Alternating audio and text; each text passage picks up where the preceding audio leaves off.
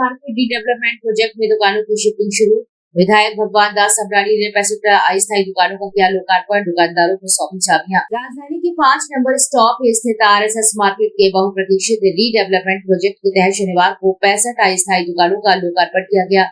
विधायक भगवान दास सबरानी और हाउसिंग बोर्ड के कमिश्नर गौतम सिंह ने दुकानदारों को नई अस्थायी दुकानों की चाबियां सौंपकर शिफ्टिंग प्रक्रिया की शुरुआत की है।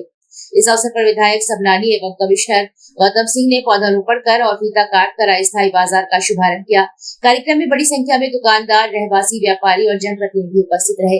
हाउसिंग बोर्ड के कमिश्नर गौतम सिंह ने कहा है कि रीडेवलपमेंट के बाद रहवासियों और व्यापारियों को उनकी अपेक्षाओं से बेहतर सुविधा उपलब्ध कराई जाएंगी। वहीं विधायक भगवान दास सबरानी ने कहा है कि वे सरकार, हाउसिंग बोर्ड, रहवासियों और व्यापारियों के बीच समन्वय का कार्य कर रहे हैं और किसी के साथ अन्याय नहीं होने दिया जाएगा। लगभग 650 करोड़ रुपए की लागत से तैयार किए जा रहे इस रीडेवलपमेंट प्रोजेक्ट के तहत वर्तमान रहवासियों और दुकानदारों को पहले की तुलना में 20% बड़े मकान और दुकानें उपलब्ध कराई जाएंगी। करीब 45 वर्ष पुराने RSS मार्केट परिसर को नगर निगम के द्वारा जर्जर घोषित किए जाने के बाद पुनर्विकास की प्रक्रिया शुरू की गई है। मकानों को पहले ही खाली कराया जा चुका है और अब दुकानों की शिफ्टिंग के बाद निर्माण कार्य प्रारंभ होगा। व्यवसायी संघ के अध्यक्ष फैजान हैदर ने बताया कि हाउसिंग बोर्ड और व्यापारियों के बीच अनुबंध हो चुका था, जिसके अनुसार दुकानदारों को अस्थायी दुकानों में स्थानांतरित किया जा रहा है।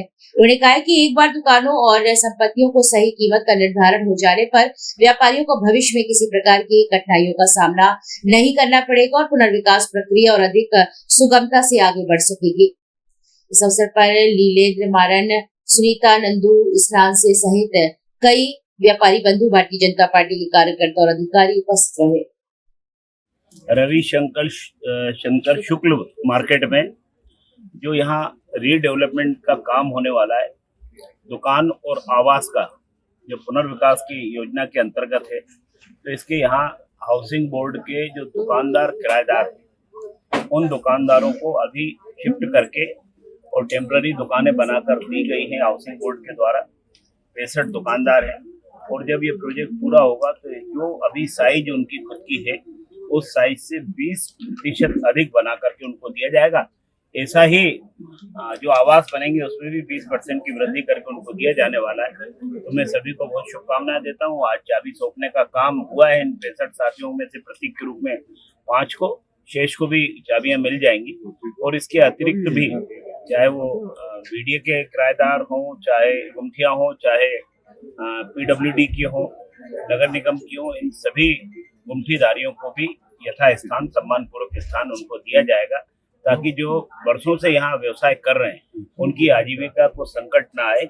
इसके नाते से आज हमने इसकी शुरुआत की है। तो मैं बहुत बधाई देता हूँ। और कहा भी गया है कि प्रोजेक्ट का अवधि तो 5 साल की है, लेकिन वो उस समय से पहले इस प्रोजेक्ट को पूरा किया जाएगा। तो भोपाल के विकास में ये एक नया अध्याय जुड़ेगा, ताकि विकास भी होगा और सबका सहयोग भी इसमें होगा। तो कितनी लगभग दुकानें होंगी?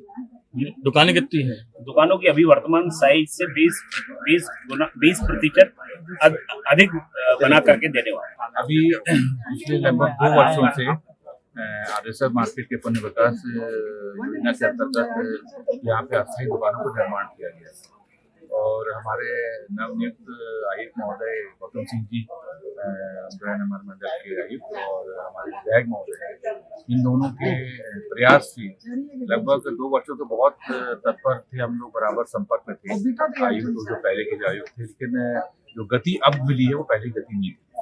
और हम लोग की जो मांगे थी उसमें तकरीबन 90% मांगे थी। मंडल ने स्वीकार कर हम लोग आधिपत्य वालों को जगह दी, स्वीकार किया और आज यहाँ नई दुकानों में वितरित की चाबियाँ भी की हैं। और मैं बहुत आभार व्यक्त करता हूँ आयुक्त महोदय का और हमारे विधायक महोदय का, तरनानी जी का बहुत बहुत धन्यवाद, शुक्रिया, थैंक यू। हमारी बहुत सी मांगे जो जायज़ थी उसको तो मंडल के जो नियम अनुसार जो नियम थे उसके तहत उन्होंने सब स्वीकार करी।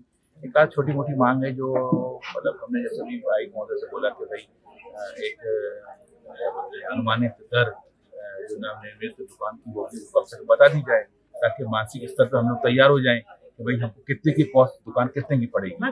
तो अभी वो संभव नहीं हो पा रहा था, लेकिन आयुक्त महोदय ने इसका मतलब बोला है, विश्वास दिलाया है कि हम लोग बैठेंगे अपनी टीम के साथ और एक अनुमानित दर जो मतलब प्रावधान है मंडल में, अनुमानित दर देने का प्रावधान है।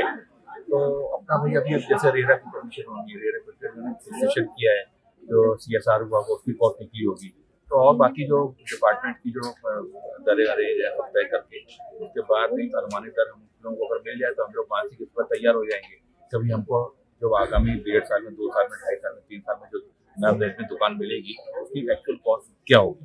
एक्चुअल मतलब इन्होंने लिख के तो दे दिया है कि वास्तविक लागत मूल्य हम लोगों से, जो हम लोग अपनी दुकान में आदि करने वाले दुकानदार हैं, हमको उन्होंने एक्सेप्ट किया है वर्तमान में, और उसके बाद उन्होंने हमको अनुबंध में भी और अलग से एक पत्र दिया तो वास्तविक लागत मूल्य का उल्लेख किया है कि हम दुकान की एक्चुअल कंस्ट्रक्शन कॉस्ट और उसमें जो बाकी जो जैसे रेरा की और नगर निगम की और बाकी जो सब फर्नीचर जमीन की कॉस्ट वो भी विभाजित करके ये सब बातें आ गई हैं, लेकिन हमको राशि का उल्लेख नहीं किया जा रहा ताकि हम लोग अपने तक तैयार हो जाएं कि हमको एक्चुअल कितना कॉस्ट एक अंदाजन पड़ेगा। हमने ये भी मतलब आयुक्त महोदय से बोल दिया कि भाई आप ठीक है एक अनुमानित दर देंगे तो उसमें 10%, 15%, मैक्सिमम 20%, क्योंकि सुप्रीम कोर्ट के अनुसार ये मंडल जो है मैक्सिमम 20% से ऊपर की दर नहीं बढ़ा, जो एक्चुअल कॉस्ट है अगर 1.5 साल, 2.5 साल, 3 साल की जो भी कॉस्ट बढ़ेगी तो 20% से ऊपर नहीं जाएगी। तो इसका हमको एक राशि का उल्लेख करते हैं अनुमानित, ताकि हम लोग मानसिक स्तर पर तैयार हो जाए कि हम लोग को दुकान कितनी पड़ने वाली है। सर नंबर है सर, नंबर आर्मी मार्केट का अध्यक्ष।